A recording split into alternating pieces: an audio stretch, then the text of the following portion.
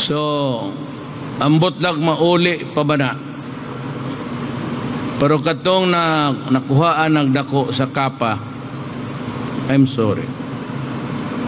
The operation will be stopped or shall stop immediately.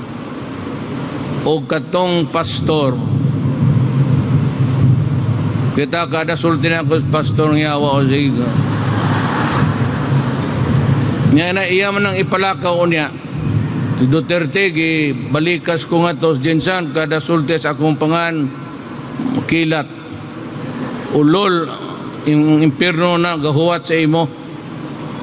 Tang ina ka, pastor kang mangilad ka, bantay ka lang. Bantay ka lang. Kung sa yung postiso, tinood o ang yung ipon, postiso, tinood. Pakaon ko na sa iya. Salamat, Mama. Uhod.